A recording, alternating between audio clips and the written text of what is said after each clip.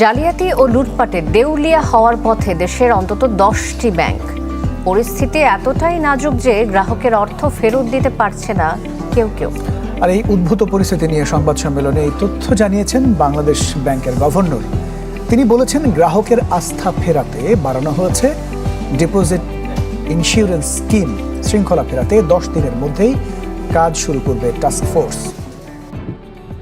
বাংলাদেশে এখন অনেকগুলো ব্যাংক দেউলিয়ার সম্মুখীন এবং অর্থনীতিতে বাংলাদেশের এই ব্যাংক দেউলিয়ার যে আতঙ্ক সেটা ছড়িয়ে পড়েছে। যারা ডিপোজিটার তারা ভয় পাচ্ছে যে দেউলিয়াগ্রস্ত ব্যাংকগুলোতে টাকা রাখবে নাকি টাকা সরিয়ে ফেলবে। সেই জন্য এখন কোন ব্যাংকে টাকা রাখা ভালো আর কোন ব্যাংকে টাকা রাখা ভালো না সেই বিষয়ে আজকের ভিডিওতে আমি কথা বলবো। আসলে বাংলাদেশে যে ব্যাংকগুলোতে দেউলিয়া হচ্ছে তার মধ্যে যে প্রাইভেট ব্যাংকগুলো রয়েছে সেটা হচ্ছে যে ব্যাংকগুলো যে এস-সালাম গ্রুপের অথবা অন্য আরেকটি বড় কোনো কংগ্লোমারেটের আওতায় ছিল, ইসলামী ব্যাংকগুলো বিশেষ করে, সেই ব্যাংকগুলো এখন খুবই আতঙ্কগ্রস্ত রয়েছে ডিপোজিটাররা। সেখানে কোনো টাকা রাখা উচিত কি উচিত না এই বিষয়ে তারা আতঙ্কিত। আমি বলবো আতঙ্কিত হওয়ার কোনো কারণ নেই। বাংলাদেশের যে বর্তমান বাংলাদেশ ব্যাংকের যে পলিসি এবং সরকারের যে পলিসি তাতে ব্যাংকগুলোকে সাপোর্ট দেওয়ার জন্য সরকার খুবই চেষ্টা করছে। ব্যাংকগুলো দেউলিয়া হয়ে গেলেও আপনার ব্যাংকগুলোর যে ডিপোজিট ক্রাইসিস রয়েছে সেই ক্রাইসিসকে সমাধান করার জন্য সরকার বিভিন্ন স্টেপ নিচ্ছে। এর মধ্যে একটা স্টেপ হচ্ছে যে সরকার বর্তমানে সুদের হার বাড়িয়ে দিচ্ছে এবং এই সুদের হার বাড়ানোর কারণে ব্যাংকগুলোতে ডিপোজিটের যে ক্রাইসিস সেটা আস্তে আস্তে কমে আসবে। এর পাশাপাশি ব্যাংকগুলোতে ডিফারেন্ট টাইপ অফ ইনভেস্টমেন্টের সুযোগ আসছে, কারণ এতদিন বাংলাদেশে একটা নির্দিষ্ট গ্রুপের আওতায় ব্যাংকগুলো থাকার কারণে ব্যাংকগুলোতে কোনো শৃঙ্খলা ছিল না। ফিনান্সিয়াল মার্কেটের শৃঙ্খলা একটা গুরুত্বপূর্ণ বিষয়। ডিসিপ্লিন ছাড়া কোনো ফিনান্সিয়াল মার্কেট বা অর্গানাইজেশন কাজ করে না, সেটা মানি মার্কেটে হোক, সেটা ক্যাপিটাল মার্কেটে হোক, সেটা শেয়ার মার্কেটে হোক, সেটা অন্য কোনো মার্কেটে হোক। আমি মনে করি ডিসিপ্লিনকে নিয়ে আসাটা সরকারের জন্য একটা বড় চ্যালেঞ্জ।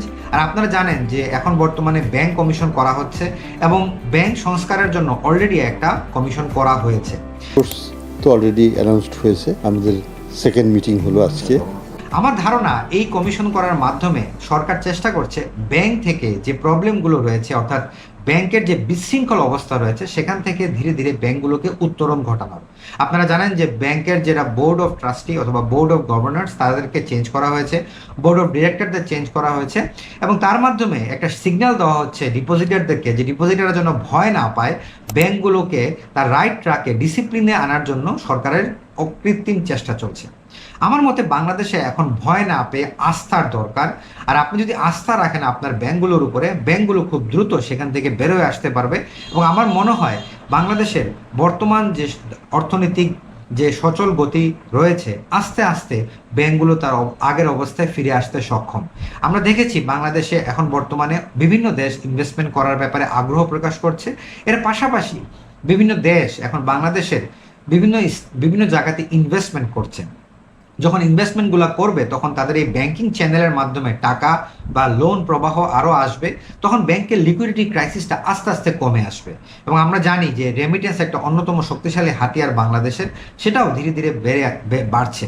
ফলে ভয় না পেয়ে আতঙ্কিত না হয়ে ব্যাংকে আমরা আরেকটু সময় দিতে পারি ব্যাংকের পূর্বের অবস্থায় ফিরে আনার জন্য, এবং আমাদের মধ্যে আরেকটু সচেতনতা বৃদ্ধি করা উচিত, ব্যাংক সম্পর্কে জানা উচিত এবং ব্যাংকে কোনো অ্যাকাউন্ট খোলার আগে চিন্তা করা উচিত এই ব্যাংকের গত 10 বছরের পোর্টফোলিও কী ছিল এবং ব্যাংকে গত 10 বছরে কি ধরনের সংস্কার হয়েছে, অথবা ব্যাংক নিয়ে আপনার সামান্যতম যে নলেজ দরকার সেটা নিয়ে তারপর আপনি ওই ব্যাংকে আপনার যে কার্যক্রম ডিপোজিট বা অন্যান্য যে কার্যক্রম সেটা আপনি শুরু করা উচিত।